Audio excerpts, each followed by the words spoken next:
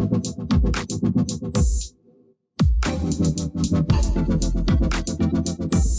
welcome back to episode 2 of The Tasting Room. It is confusing for me. We've recorded 3, but it's only episode 2 because we had a welcome episode 0, whatever you want to call it. I get lost in the numbers. Welcome back to The Tasting Room. It's like counting floors in the European style. They start at 0. You're right. And then they go 1, 2, 3, which is also very confusing.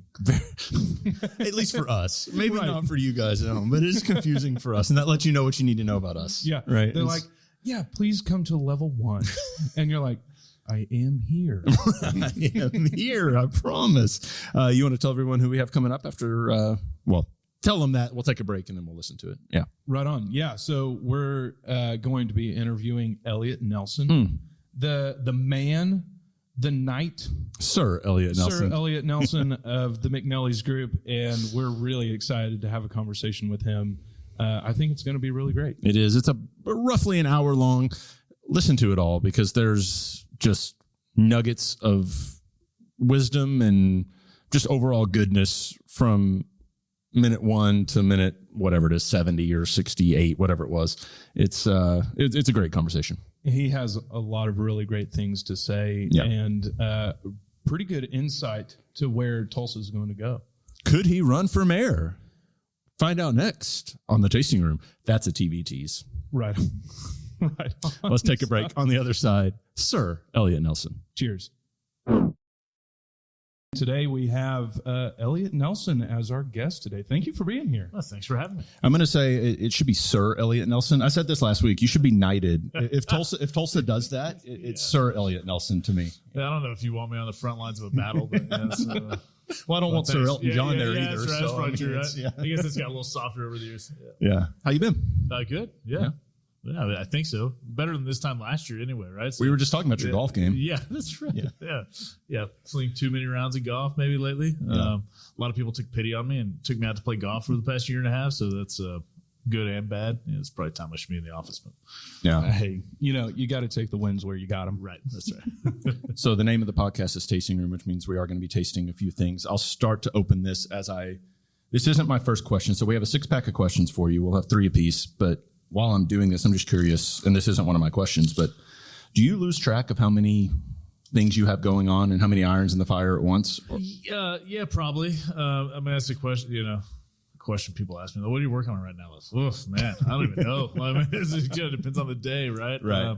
And it's funny. Like some of these things, have such a long arc to them, right? Like our big project downtown in Santa Fe Square. I've been working on and off on that thing for 17 years, right? Finally broke ground in July, and it was crazy. I was getting a tour of the construction site yesterday, and you got these columns going up. They're going to pour the first floor, or I guess actually the second floor, next week. It's just kind of crazy, right? But you've been working on it for so long. So, if you would have asked me 4 years ago, I was working on them, kind of. We're about to maybe get a contract on a piece of land I've been chasing for. I look back, I think the first time I sent an LOI to people was 2015. And I'm supposed to get a contract. I'm supposed to get a contract this week. It's a site I've wanted for a long time to build a hotel on. So, oh wow, so that and there's so many things like that. I'm just kind of constantly, kicking the can down the road, just keeping it alive. And then the issue becomes, suddenly a lot of them start to hit at once, and it's like, oh shit, I can't handle all this. It's a good problem. It was great when I was just like kicking it down the road, trying to keep the ideas alive. And then when they actually come to fruition, then you got problems. But it's a good problem to have. So before when it rains, it pours. Yeah. Before we go, what are we drinking? Way back. So this is again from the bourbon group I'm in, Spirits of Legend. This is from here in Tulsa. It's Red Fork Distillery. It's pretty delicious. So I'll try it with you for the first time, and then I have some ice over here if we need it watered down a little bit. Right on. Yeah. For 116 proof, Tulsa. that's pretty smooth. It's got some heat. Yeah, it's got a little bit. You want some ice? You want an ice cube in there? I'll take one. One out of there. So let's go. I'll just go jump into question 1 as we're putting the ice in there. When you first opened McNellies downtown, I think there were dust bunnies and a few businesses down there. You were credited for starting the culture that is downtown Tulsa right now. So take me back to, you make the decision to open McNellies. Was there thought of not putting it downtown? Why did you decide to do that? Can you take me all the way back to that thought process? Yeah. So yeah, I mean, I think the first location I ever really remember looking at and asking about, having a real estate broker look at, is actually what is now Kilkenny's. Okay. And that was probably a hard early lesson in don't tell people what you're working on. Right. Yeah. Like, I mean, I don't know that you could say that's what happened, but you're like, that's interesting. Like, I talked to you anyway.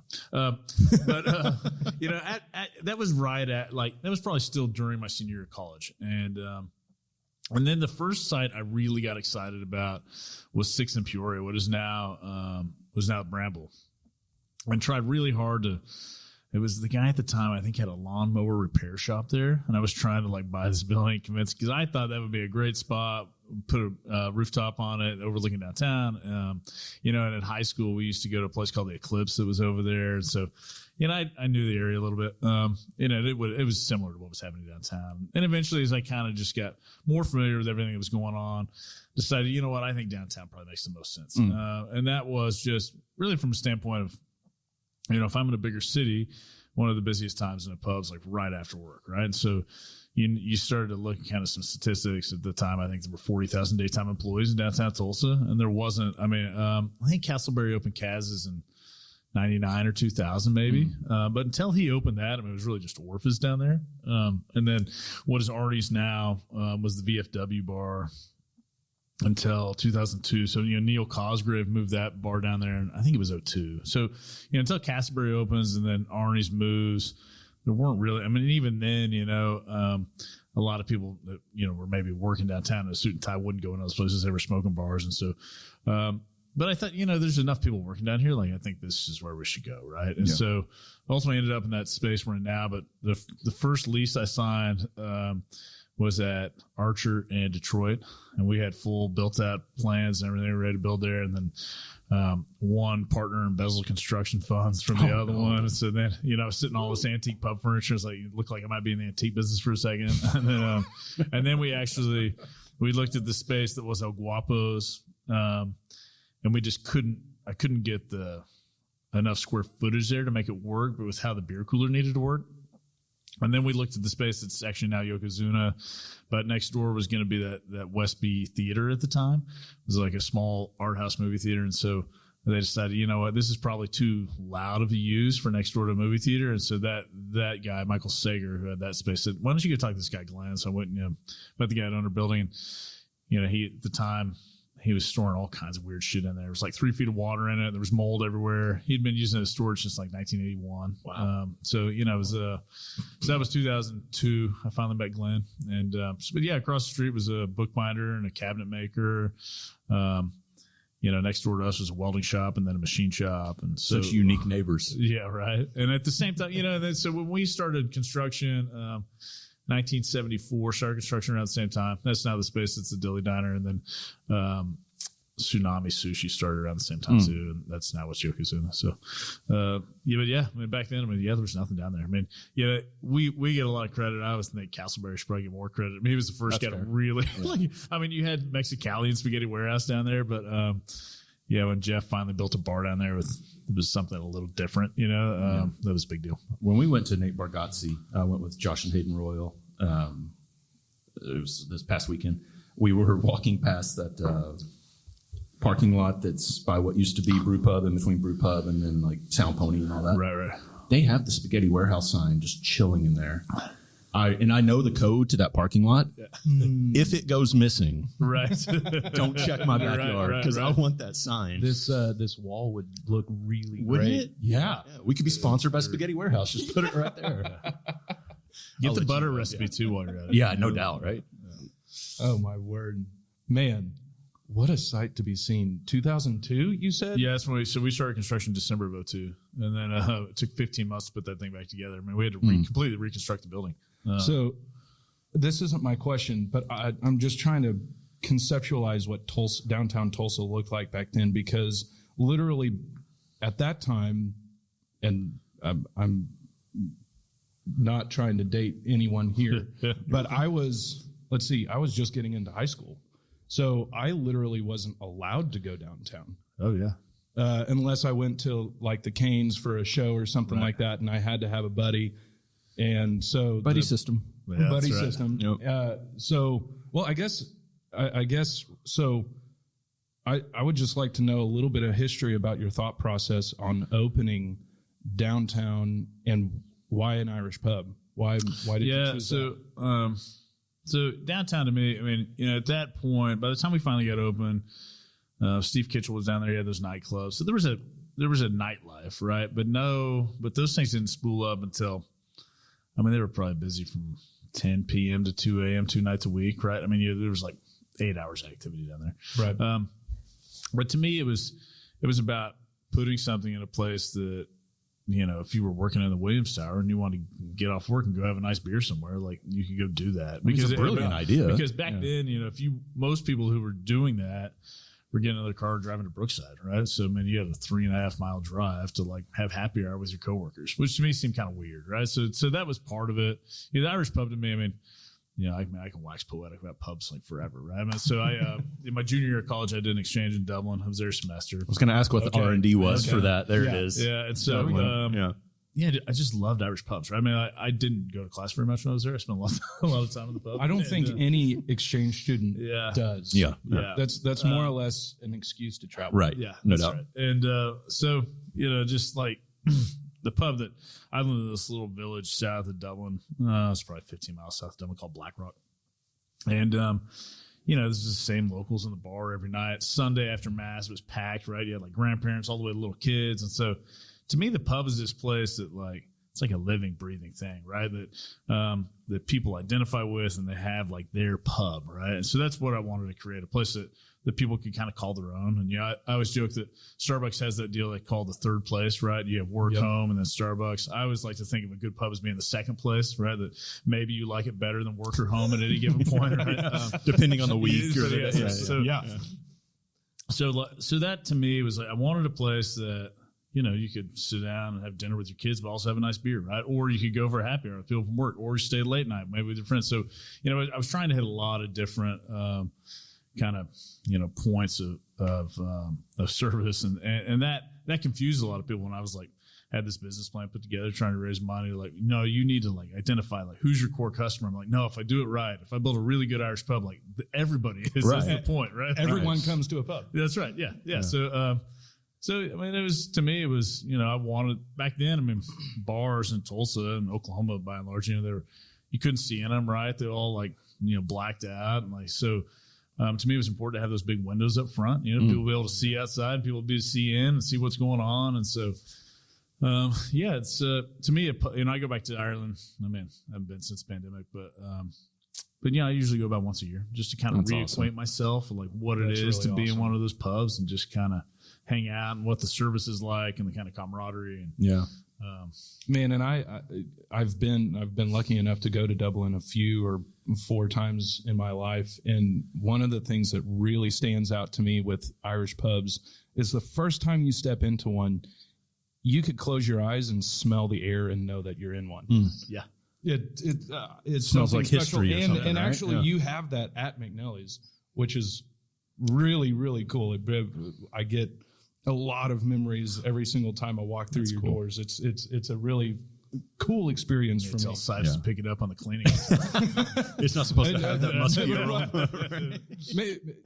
To a point. Yeah. The smell needs to still be there. That's right. So I don't know if I'm chronologically correct, but we'll fast forward to present day. You go Oklahoma City, St. Louis, Little Rock area. Yeah. Right? Is that the right order? Yeah. Well, no, we haven't done St. Louis yet. Okay. I mean, we were getting ready to start construction there right before the pandemic. Gotcha. And, okay. And then we had pause on all that. We're still talking to that developer there about whether or not we do it. So Oklahoma City, then Little Rock. Okay. There's a pretty big gap there. Yeah. We opened the pub in Oklahoma City. Actually, about 18 months into operating the pub here, we signed a lease down there. Oh, is that soon? But then it took forever to get the building up and going. So we didn't open there till, I think we signed a lease like very into 2005 and didn't actually finally open until like June of 2008. Yeah. Oh, wow. I'm curious, when you're at the level of entrepreneurship that you are opening all these things, where does fear come into play? Well, it's funny, It comes in a lot more now. Does it? Sometimes I get asked that question, like, if you could go back in time and tell, 25-year-old you anything, what would it be? And like, in some ways, I wish 25-year-old me could meet this person now and tell me to like stop being such a wimp. Right? Like, right. You want to use more colorful language. You can, but I mean, like now, I know enough to where I calculate everything more. I get more anxious and nervous. Like, but man, back then it was like, fuck it, just go. Right. Yeah. I mean, it was like, and I always had this sense that like, I think it's a really good idea and I'm willing to bet my money on it.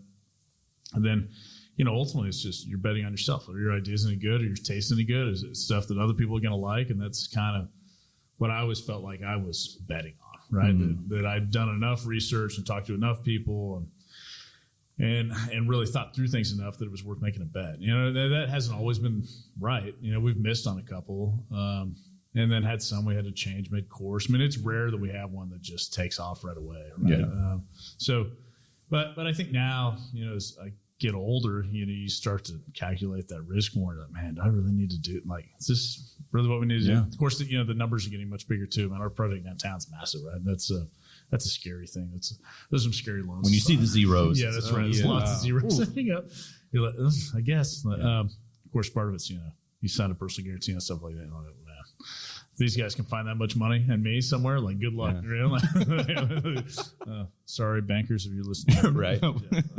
It's funny because we're all entrepreneurs at different levels, at this table. And I can't imagine, because for me, like, knowing that my livelihood is on this one project right now, right? I can't imagine having that feeling. And maybe it's not your entire livelihood on each one of them, but having so many irons in the fire, I think the anxiety and the need or want to control it all would be so high for me personally. I don't know what it's like for you, but I can't imagine. With the restaurants, I actually felt like we got to a point where it used to be that way, right? And then at some point we got enough scale that you knew, okay, if I really screw this up, it's not going to take me down, right? Yeah. So that, and just the restaurant company, we built on enough scale to where you thought, like, okay, we have some capacity for risk. Of course, 2019, I loaded up a ton of debt to buy out my partners.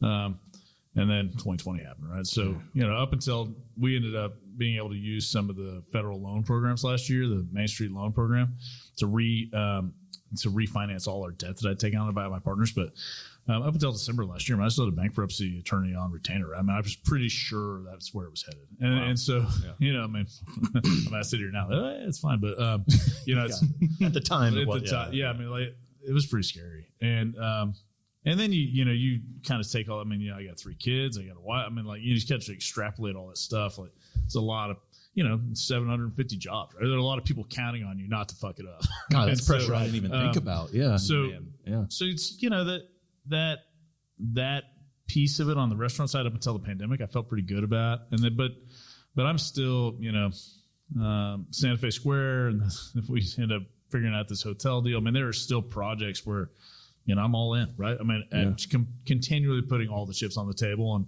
at some point I have to get away from that. It's, but the 25-year-old you, like you said, wouldn't tell you to get away from that. And still, I think now there's still this kind of cavalierness. So I'm like, I'll figure it out, right? And it's the track record of right. It out. That's probably the wrong attitude, but yeah, there are certain ones that really keep you up at night because you risk so much, and then you just hope. With the Santa Fe thing, like, I have some incredible partners, right? And so when those guys were comfortable enough to make the bet and do it, then you felt better about it. Yeah. But yeah, like, it's all out there, right? If it goes horribly wrong, it just takes everything else. Yeah. Man. Yeah. Well, from my point of perspective, I just want to take the opportunity. So we all 3 are entrepreneurs here. Because I think because of your groundwork within downtown Tulsa, really, truly, you were talking about, you had this business plan and you were presenting it to the bank, and they were like, well, how can everybody fit into the category of your target market? I didn't have that barrier when I was starting my brewery. because they had already heard that I, presented this idea of opening up a tap room and basically a pub without food. And the language had already been there and they had already heard that. So I don't know if they even asked me if I had a target market. Whoever consumes beer. It was whoever consumes. Yeah. So just from me, thanks for setting that groundwork up, because my job was a whole lot easier. Less stress over it. We do what we can, right? Yeah, we sat down the business plan. They were like, oh yeah, we've seen this before. Yeah, maybe it'll be the next guy to build a really big mixed use development too, and they'll just no, there you go. Easy. Yeah, there you go. Oh man, I don't know if I'm ready for that kind of stress. You're not. You don't want it. Believe me. The juice is not worth the squeeze. There you go. At some point, we were looking at the numbers, and one of the guys I'm kind of close to and bounced stuff off of it. So, why are you doing this? I'm like, honestly, man, it's just at this point, I just got to see it built. I forgot he's why. Like, there's no return there. I'm like, yeah, I know. But it's going to get built. Like, it's just like, at some point, you just do it to say you did it, and hope you don't lose anything, right? Like, if I break even and they got this big building, that'd be pretty cool, right? That's pretty cool. Yeah. Well, okay, so let's lighten up the mood here. We are drinking bourbon. What? This isn't my question. You've had a lot of questions that aren't your question today. But as I open up a beer, what's one of your favorite beverages to drink? Well, man, thanks, bud. Kind of depends on the day, right? I mean, I would say that a lot of this for me started with Guinness, right? Like I go into that same pub I hung out in Black Rock. I go in, I ask the guy I think he asked for a harp. He's like, sorry, lad, only Guinness. I'm like, no, I just want a harp. He's like, you're drinking Guinness. And I'm like, okay, I'll have Guinness. It is. Yeah. He's like, give me 5 pints. If you don't like it, I'll serve you a harp, right? And then I never turn back. Right on.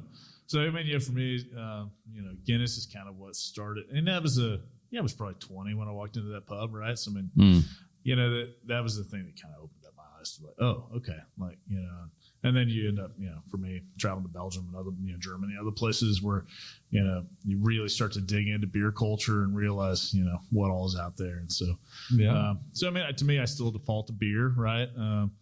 Probably shouldn't tell you this. I mean, my wife and I, we, our fridge at home is generally full of like, I think, all day IPA, and I think that's more of like just that's okay. It is like that's an alcohol content thing for us because but that's a great easy anytime all day anytime IPA. I love that beer. Yeah, because some every once in a while, like I met a couple months ago, I decided tonight's a good night for some foreign extra stout, right? So I got a bunch of like Guinness foreign extra stout in the fridge too.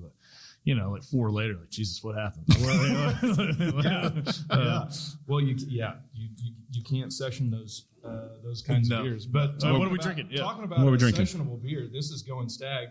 This is our Belgian single, which Belgian singles are not done very often. It's a style that's been around for hundreds of years and was one of the very first beer styles to be nicknamed the lawn mowing beer. The monks called it their gardening beer, and they made it for themselves. So it's light in color, really crisp, very hop forward for a lighter bodied style beer. One of the cool things about this beer specifically towards Cabin Boys is we won a silver medal at GABF last year, which was Oklahoma's first medal in that category. That's awesome. Within a decade. Yeah, it's been a while. So that was really cool for us. It's fun to share it with you. So, you get that good Belgian yeast right there, right? That's it. It's funny. You spent time with those monasteries. You've been over there at all? I have, probably 6 or 7 different monasteries. I've been to. I mean, Chimay and Orval, right? You can only get that Belgian single like there. I would love to go there. Yeah. Chimay is the gold, right? Chimay gold, is that what theirs is? And I think it's the green at Orval. Yeah. And then there are numbers everywhere else. I think 4 is the number that everyone else has. Right. 6 is where they start double, right? Yeah. So it was a style that I wanted to bring back from Belgium because and other smaller regions because you really don't ever see them. Right. So second question would be what are you? Second question. I mean, we're getting any more beer if we're on a question too. what is your second for him? Yeah, sorry. Official question. Right. Yeah. What are you passionate about these days? What are you excited about within your business and within your role within Tulsa? So within our business, we're building some projects right now I'm excited about. We're building a little like Korean barbecue Asian steakhouse next to Yokozuna downtown, which would be I'm hesitant to call it Korean barbecue because it's not traditional Korean barbecue, but it's shaped and styled like Korean barbecue. Grills in the middle of the table. So I'm excited about that. We're taking El Guapo's. We're going to turn it into a fried chicken restaurant, which I'm excited about. Oh, are you really? I didn't know that. Yeah. Okay. So that'll be cool. The one I'm probably most excited about, I bought a building at 18th and Cincinnati. It's kind of buried in the middle of Maple Ridge. We're going to build a little like neighborhood bistro there. How cool is which that? I think is really cool. Yeah. And of course, I live 5 blocks from there, so I'm gonna we got the neighborhood bistro, but I'm gonna model like the little bar after some of my favorite pubs in Dublin. So I'm gonna have a pub I can just walk to. That's awesome. 4 or 5 blocks away. So that's fun. The big project downtown. If we can pull off this hotel, which I'm really excited about, if we can figure it out. But I think overall, like about I don't know, 5 years ago or so, I was kind of adrift and spent some time. I did this deal in Dallas called Stagen. It's this like leadership program thing. So people recommend it. I go do, but part of the output of all that is like figuring out what you think your purpose is, right? And so I think for me, I spent a lot of time like I'm not somebody who wants to build 20 of the same restaurant. I'm just not wired that way. It's not interesting to me. And I, a lot of the restaurant people are like, why not? Like, why won't you do that? That's an easy way to, make money. And ultimately, it's just the money's just not what motivates me. And I think that I spent a lot of time working through this process and ultimately got to a point where I realized that I think my purpose in life is just to make Tulsa a better place to live. I think that's what I'm supposed to do with my time. Right. So to me, that's awesome. I feel invigorated because I'm, just every day waking up, working on projects that I think matter, that I think it'd make the city a better place to live. And so, kind of having that clarity and then being able to block out some of the other noise, or, if we have opportunities, which we have right now, to do some expansion and other things, really, I think opens me up to just empower some other people to go execute those projects and give them some more equity. And so, not to hold tight to that stuff, but to say, what, like that's not where I fill up my bucket. So, find the people that do love that stuff and let them go execute and just keep focusing on the things that I think are interesting that I feel like align with my purpose. I have a follow-up to that. Like outside of, obviously you're a leader within the McNellies world, right? You are the leader.